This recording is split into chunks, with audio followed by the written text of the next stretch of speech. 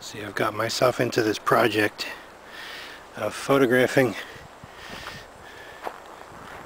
every kind of wildflower and plant that I can find in the Pine Barrens.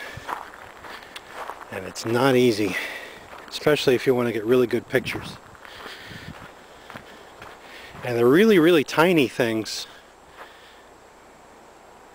are difficult to get pictures of because the camera wants to focus on what's behind them sometimes. Well, here's something to look at that's interesting.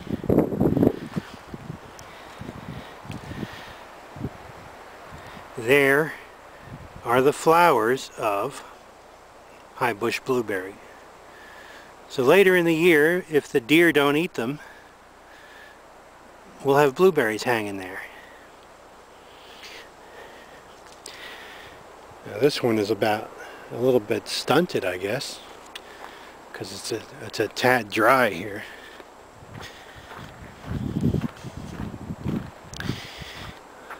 Yeah, there's tons of tea-berry with new growth on it here. Beautiful. The new leaves are red, then they turn green.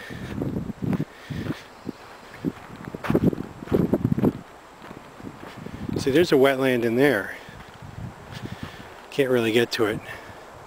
I see some swamp maples back there that are bright red.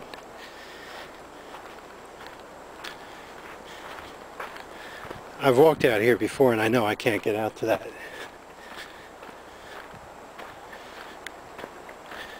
See, the more you walk in the Pine Barrens, the more the scenery changes. You could have tall trees, you could have trees overhanging the trail, like these are. You could have big trees, you could have small trees, you could have stunted trees, you could have sugar sand that's deep and hard to walk through, you could have it more firm with pine needles on top. You could be walking through a cedar swamp.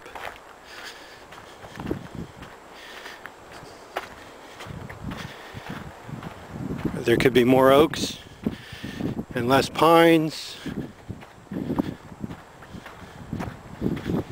The scenery is constantly changing. But not always. Sometimes you have vast areas of the exact same kind of scenery.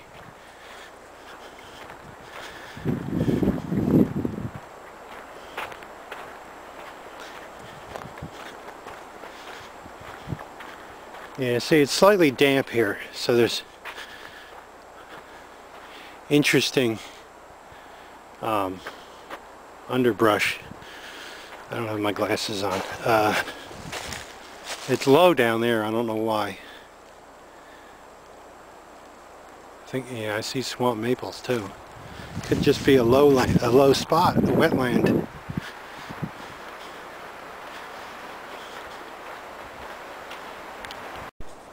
You know what I was saying about photographing every kind of wildflower and plant? I was saying how difficult that is. Well, to make it more difficult, there are things like the ferns, some of the heaths, where you could photograph them several times in the year. For example, the ferns, like the bracken right here, you could photograph them when they're first coming up. And then you could photograph them in the middle of the summer, and then you could photograph them again when they're starting to change colors in the fall. And with things like some of the heaths, like tea-berry, or wintergreen, or mountain laurel, or whatever, you could photograph them several. Let's concentrate on tea-berry as an example. You could photograph them like right now when the new growth is coming on. And then a little later in the year when there are flowers. And then in the fall when there are berries. You know, like that.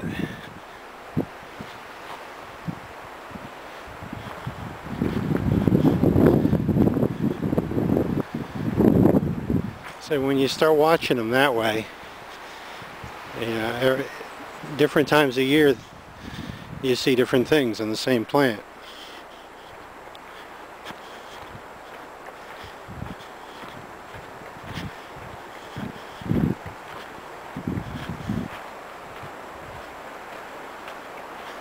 And we see another witch's broom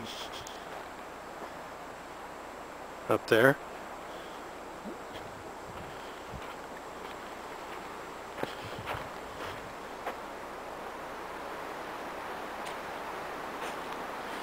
Now why there are triple yellow blazes on that tree,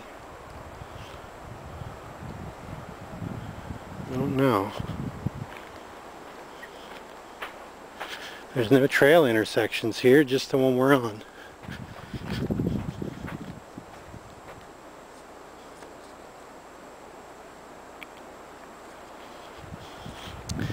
Anyway, I think I'm going to wrap it up right now. Unless I see something of interest. So thanks for watching. Hope you enjoyed it. Now here is a really interesting Pine Barrens plant that's called Pixie.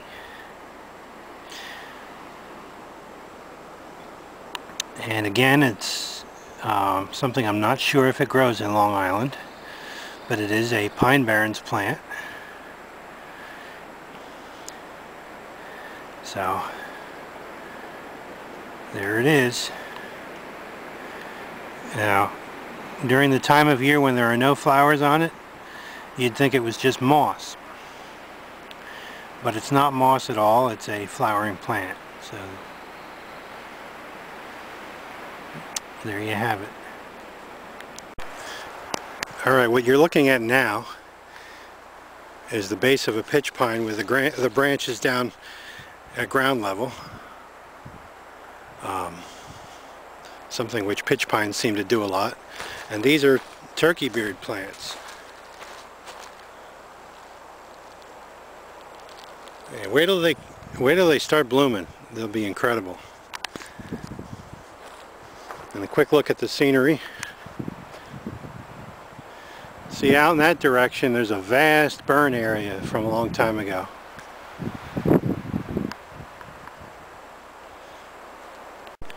I've just found some large animal tracks.